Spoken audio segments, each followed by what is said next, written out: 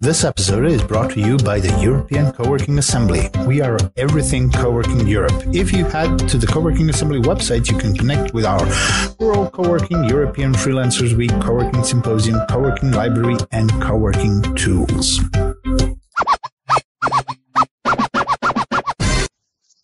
Hello, ladies and gentlemen, and welcome to this week's edition of the Co-working Values Podcast. So I've got in our luxury Spanish studio is my friend Luis Suarez. What are you known for, sir? And what would you like to be known for? Hi, everyone. Thank you for having me again, Bernie. Gosh, I don't know. That's a good question, actually. I know, that's why I didn't tell you I was going to ask it. That's so naughty. Probably as a people connector to create magic. That makes you sound like Steve Martin now. That's no. People connector in terms of helping people understand that we're all in this together, that we are here about connecting, collaborating, cooperating with one another, that we're just, we're little islands, and I love connecting islands, be a social bridger in that regard. Is that what you'd like to be known for, what you're known for? It's what I am known for and what I would like to be known for when I'm gone. And those are really serious words. There's going to be a lot of laughter in this podcast, but there's going to be a lot of seriousness. And I'm going to resist the temptation to trail back over the last 300 years of us and your career. But there's a lot of tech and there's a lot of remote working and all that kind of stuff. But why I dragged you in the studio was because we were chatting the other day, and you said something like, and climate change is one of the biggest things to affect remote work. And which to a lot of people listening to this, it'll be, yeah, of course, where have you been, Bernie Mitchell? But I don't see a lot of people talking about that. And maybe it's just because the pandemic got everyone's attention and people are sort of just assume it's part of the issue of modern society. But how is climate change? And I think a lot of these things are already affecting and they have already impacted how we do things. So how's that going to? What's the effect of climate change on co-working and remote work and that whole universe? To start off, to me, I make a difference between all of these concepts because to me, finding the right narrative is important, right? So I do make a differentiation between what everyone is talking about, hybrid workplace, and then remote work, and then distributed work, right? Those are the three biggies. I do find differences between all of them, and I keep telling people that, both remote work and hybrid work, they perpetuate the current status quo that we have been working for the course of the last 170 years since the Industrial Revolution, which is essentially having an office space that you go to more often than not. If you're hybrid, it may be 2 or 3 days a week, 1 day a week. If you're remote, it may be 1-2 times a month or every 6 months or whatever.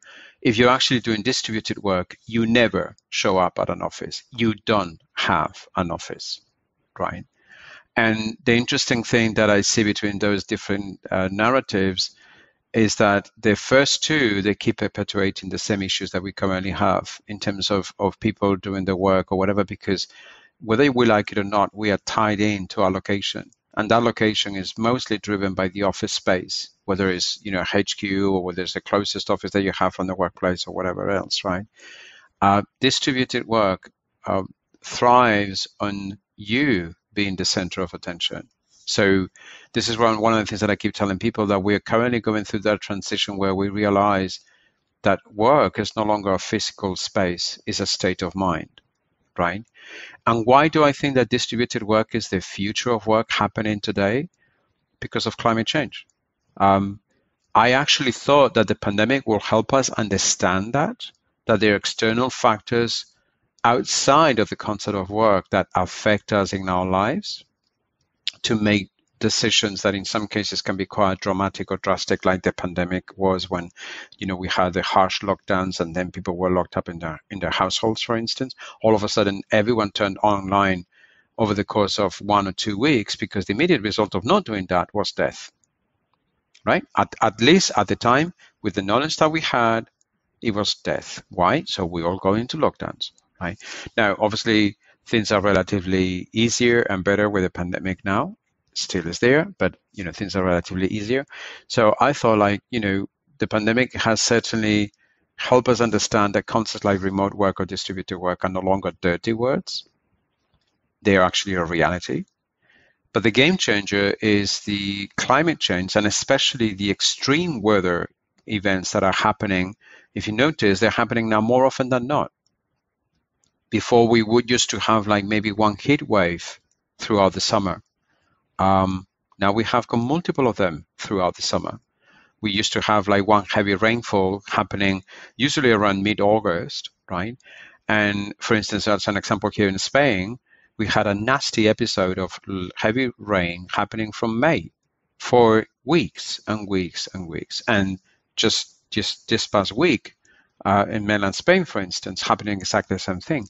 Greece, for instance, is currently going through a massive downpour of rainfall, which is 1,000 liters per square meter, which is insane in terms of the flooding, right? So why do I say that distributed work is the future of work because of climate change? Because we're going to find out very soon, management, which is probably the main group that is interested in us going and returning to the office or whatever, is going to be having some doubts about telling people, hey, I want you all to go to the office. By the way, there's 1.5 meters water on the streets where we are, or, a massive heat wave with 40-something plus degrees Celsius, or, the wildfires happening, or whatever other extreme weather event that we're seeing. So very soon, management is going to realize that we can no longer tell people to go to an office, even 1 or 2 days a week, that they will probably be better off if they stay local, meaning if they stay working home or they have got third place like a coworking that is nearby, right? That's what I think is a game changer with regards to climate change and extreme weather events. Most organizations are not seeing that on purpose. And the reason why they're not seeing that on purpose is because they don't want to lose the current status quo of the power, control, influence, all of the symbols, all of the privileges that they have when when you put together the concept of the office. And a lot of people don't want to lose that, right? But unfortunately, we won't have a choice. It's an opportunity where we need to decide if we want to adapt accordingly and mitigate some of that pain, or if we want to get that full pain and suffer from it. What is it? As I'm listening to all that, there's a bit of me is. So is it the mindset of someone who's doing the work, or is it the mindset of the organization? And the other thing that kept on popping into my head as I was listening was, that phrase people used in 2020, the new normal. And, a lot of people are saying there is no normal. Like the example Janine gave is it's changed. There's no going back. It's happened. And now we need to, do whatever is next. And calling it normal is a very bad term. It's very bad terminology. So where's the change is going to happen? And what could people listening to this who run co-working spaces, what should they be alert to on this topic? I think that we are starting to understand now that the normal that we used to call normal, that was actually the abnormal, right? And what I mean with that is that for a good number of decades, we have been taught from a very young age that when we reach adulthood and we need to start looking for work to make a living, we needed to be introduced to the concept of going and commuting to something called the office or the factory. If you look before the Industrial Revolution, that was not normal.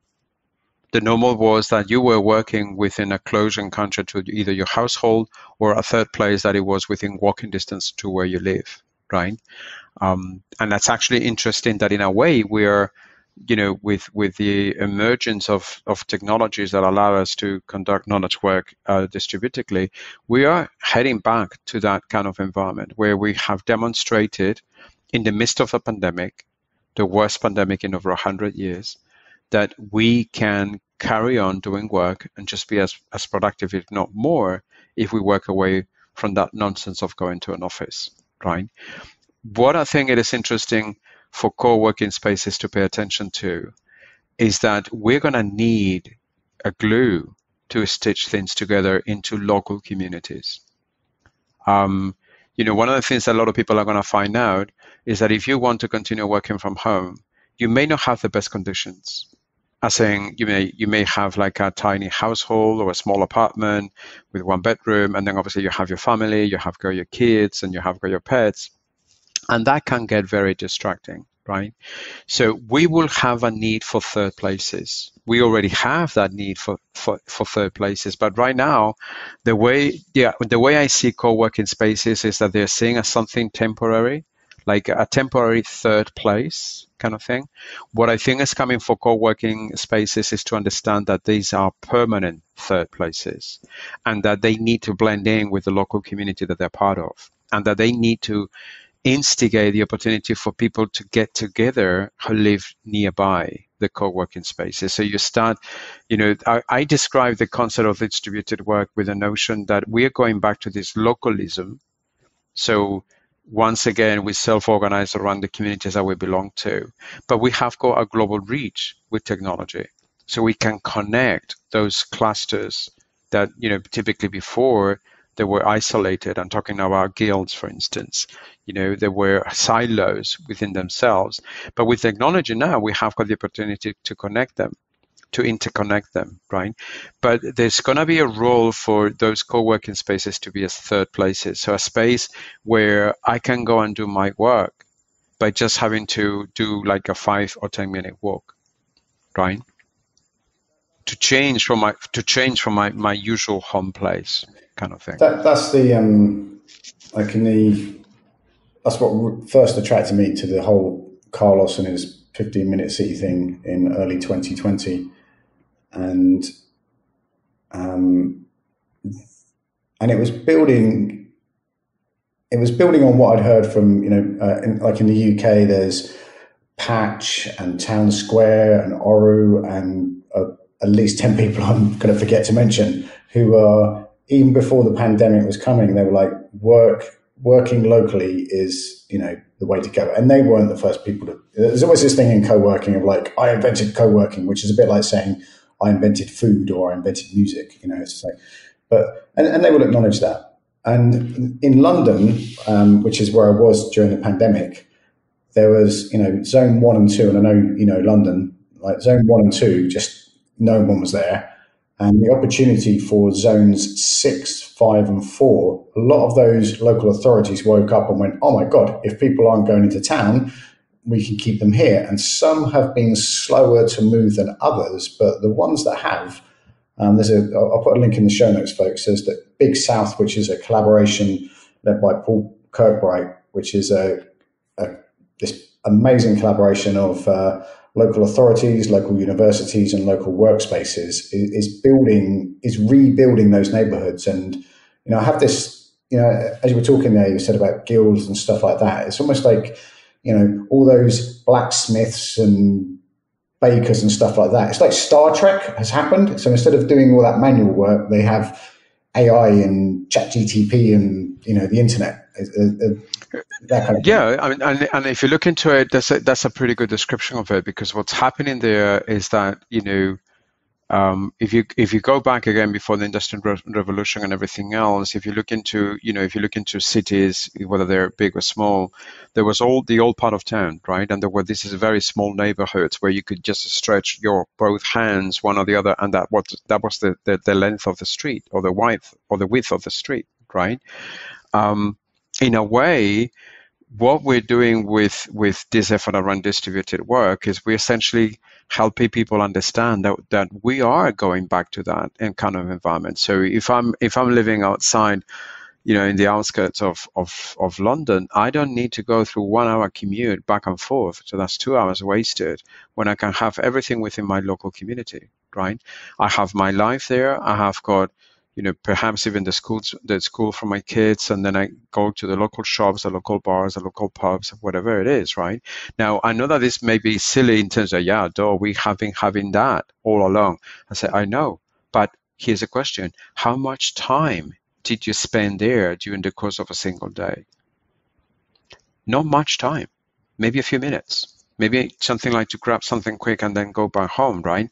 So in a way, the role that I see for these co-working spaces is to help people understand how we need to repatch locally where we live to build stronger local communities that can support one another, right?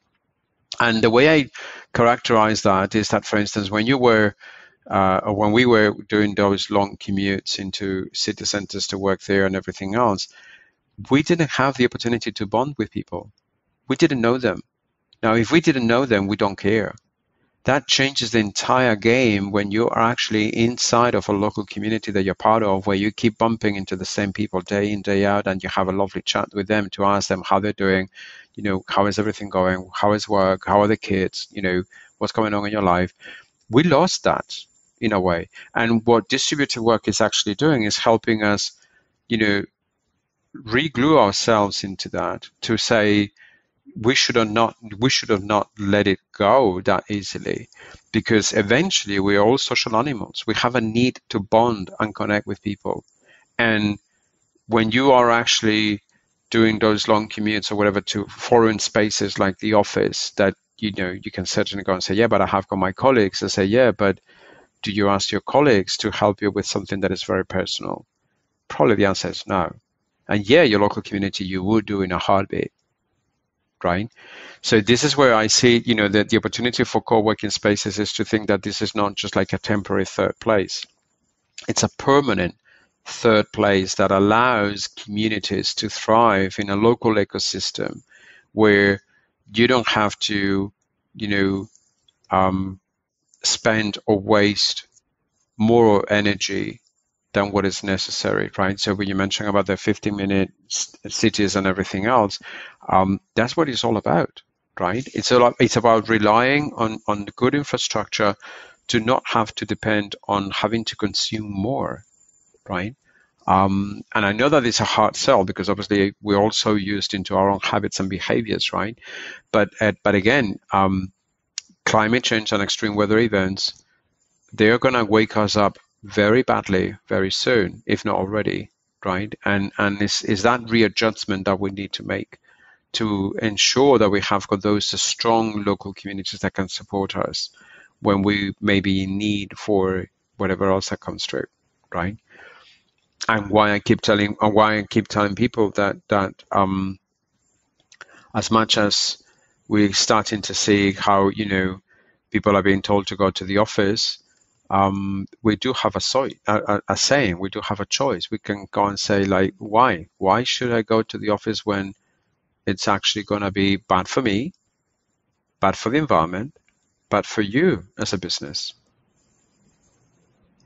Sorry to jump in there, but No, that's all right. Mm-hmm. As I'm listening intently, there's this idea shaping of, there's the obvious thing of like not traveling and saving on time and energy and being part of the local community, but then as our society fluxes and changes, those community bonds are going to be more and more important. And there's a lot, somewhere either before or after this episode, I'm doing a podcast with Tony Bacigalupi about loneliness, and this just became amplified during and after the pandemic, about how lonely we are. In Western society, we're lonely, even though there's people all around us.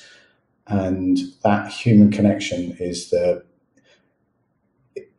it's like I'm going to say magic ingredient. Do you want to? Yeah, there are two things in there, right? One is where I can buy the argument that we are lonely,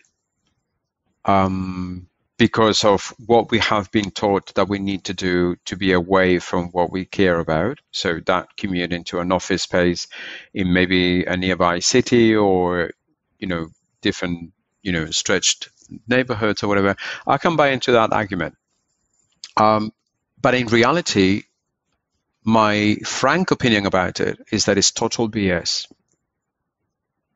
We're not lonely. We've been told that we're being lonely and therefore we need to go back to the office, but we're not lonely. And I'm sorry to sound very bold on this, but I think that, one of the things that is happening is that there's certain groups that are starting or who have started to build toxic narratives to blame us for remote work or distributed work, for telling us that, no, you shouldn't do that because, you're lonely, because you're depressed, because then you have got, there's a very, and this, I don't know if people remember reading this, and probably it won't be on the show notes because I don't want to give more exposure to people who shouldn't have it, right? But there was a certain CEO who said last year, from a tech company, who said last year that remote work, it's one of the main reasons as to why we have got mental health problems and why he wanted everyone back at the office. And I thought, like, seriously? That's how desperate you are that you have to use that narrative? Because I've been working distributed myself for 23 years. Do I feel lonely? No. Do I have mental health problems? Last time I checked, I didn't. Do I have that urgent need to go to a physical office to pretend to be who I'm not? Definitely not. So I'm going to say here that I can see how people may use that narrative that we are lonely when we work remote or distributed. I'm going to call that BS because I think it is BS. We are not lonely, right? We've been told that we are, but we're not, because we have a different way of bonding and building relationships with people. We have got our family, we have got our friends, our neighbors. Does that mean that we're lonely, right? Probably not. And if we feel that we are, I would venture to state that we probably have not had enough time to invest in building those strong ties with those local communities that we're part of. And that's probably where we should be investing our energy and time and effort versus listening to these managers who basically make us feel guilty that we do now have a choice to dictate how work should happen. And they don't like that. And I go like, tough. You had a good running for 170 years. Maybe now it's time for workers to decide how they want to work and live after this. It's the end of your point there. Normally I don't like people challenging me on my podcast because it's just awkward. But the bit about work saying you have a problem because I don't like totally with that. And then it's that bit that we're not connected to locally. And I noticed this in sunny Ilford in the pandemic, where I moved into Workhive and I walked more. I lived in that area for like 15, 16 years. I walked more around that area because I went to the local co-working space and I saw people in the park every day. And I always say hello to people. Like 20 something years ago, I did this self-development course and they said, say hello to, whenever you're on a street with another human being, say hello. So I just say hello to everybody. And more people say hello back than you would expect. And some people are surprised. So I walked around sunny Ilford, which is in Zone 4 of London, and I got to know more people in that 2-year period of pandemicness than ever before, which was a luxury. And then when we moved here to Vigo, I just walk everywhere. And Bento, the co-working space we're in, is significantly smaller and much more rural, as we would describe it. But it's like hardwired into the local community. And it's all the things you were describing. And those two experiences have confirmed what I hoped to be true. Do you know what I mean? Yeah, I know what you mean. And I think, there's a very interesting notion from everything that you're saying there, Bernie, which to me, there's a key word here that we're not talking about enough, which is intentional. If we have that, for instance, if we have that sense that we're lonely, are we intentional about it? Like, do we have a choice out? Can I do something with intent that allows me to mitigate some of that loneliness, right? Like, can I go out and about? Can I walk around? Can I actually meet people in third places that they may be available, co-working spaces or your favorite coffee shop or whatever? what I'm saying with this intentional is that we need to rebuild a core set of behaviors and habits that up until now we have been told that they were not good for us because we needed to go to an office, right? I mean, I remember this is going to be very funny for people on the listening to the podcast, right? But before moving to Spain, I lived in the Netherlands for 7 years, and of the 7 years, 3.5 years I lived in Rotterdam, right in the south of Rotterdam, and I lived in an apartment building. And can you believe that for 3.5 years I never knew my neighbors? Like my next door neighbors, like I would get out, I would not see them because I had to get an ungodly hour up, and then I would arrive late in the evening, too late in the evening because of the commute that I had to work. And I literally did not know my neighbors, not even their names, right?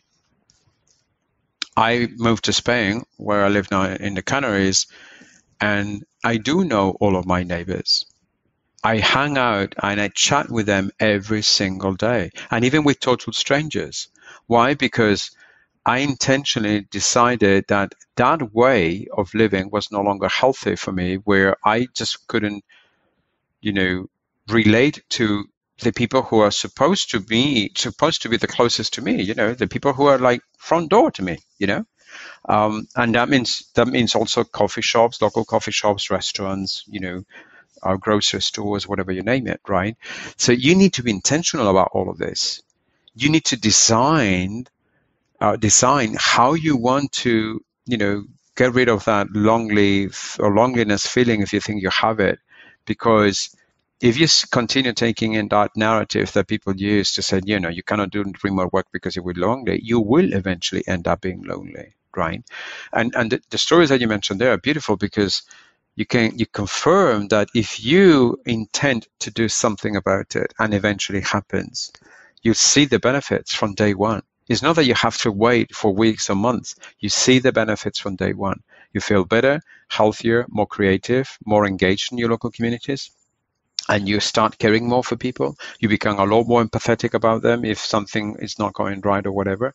And that's the opportunity there, is how we can use distributed work to reconnect with our own humanity. We lost that. We have been cogs in the machine. And all of a sudden we're realizing that we no longer want to be cogs, but we need to be intentional about what do we want to become again. And I'm hoping that we want to become humans, or more humane, better said, right? And that's the whole opportunity there for, distributed work, for co-working, for co-working spaces, to facilitate that kind of bonding with the local communities, right? And to think that, it's not a temporary third place. And I want to stress this out because I think it is important. It's not a temporary third place. It needs to be a permanent third place for people who decide to live nearby them, and could you need to actually reach out to them to say, hey, if you have a need for a space where you can work without the interruptions of your home, because if it is, too noisy or perhaps too small or too distracting or whatever, we're there for you. Come and check us out, right? Let's have a coffee, right? Let's bond, with things that we know need to happen. But again, the key word there, intentional. We need to make it happen. That's beautiful. I've got two things I'm going to put in the show notes, ladies and gentlemen, to build on. This is the further reading part of our podcast. Do you know Matthias Holowich? No. Should I? You just know everybody, He might have been around for golf, in Gran Canaria. So I heard him speak in the 2018 Co-Live Summit we ran with WeShare in Paris in 2018. And I'm going to put a link to his book called New Aging. He's an architect, and basically he says everything you just said there. And then I've read this book, and I love the guy Dan, and it's now a series on Netflix. There's books which was published, I think it's 2019, about blue zones, and the main message of New Aging and blue zones is people who get together and speak with each other with intent and do moderate exercise and eat really, really well. They just live longer and have better communities. And it's not about, old people over here and new people, old people over here and young people over here. Everyone's together. Everyone's in this connected, locally focused community. So if you want some building on the wisdom that me and Luis have just shared here, if you want to go a bit further with that, with intention, check out these two resources. And there's loads of stuff available throughout the co-working assembly and the co-working library and the rural co-working project. Where can people find you online, sir? Where's the best place to hunt you down and disagree with you? Well, I have got my personal business blog is on, it's been there since for ages, right? Elsua.net, ELSUA.net. That's my blog. My preferred method of connecting with people on the traditional media tools is probably LinkedIn. Is the only one that I have got left from everything else that's been going on there. And also, if you are into the concept of the Fediverse, I'm also using Mastodon as the microblogging service. So people can find me there also with Elsua, ELSUA. That's my brand name, right? And those probably start with those three. Yep. I'll put links to all of those in the show notes. Thank you very much for your time and attention, ladies and gentlemen. And if you go to coworkingassembly.eu and hang around there's an email list. And every week we email out events and we email about podcasts and blogs and everything we're doing. And the next place you can find us is if you just look for the Workspace Design Show in Amsterdam. The co-working assembly folks will all be there in, I think it's the 11th and 12th of October. So that's the actual show is really impressive. Lots of good conversations around designing workspaces and everything like that, coffee machines and chairs, excuse me. And then we'll be there running some co-working conversations. And if you can do that, I'd love to see you there. Say goodbye, Luis. Thank you, Bernie, for having me, and thank you everyone for listening. And let's get the conversations going, please. Take care. Bye-bye. Thank you. See you later. Bye.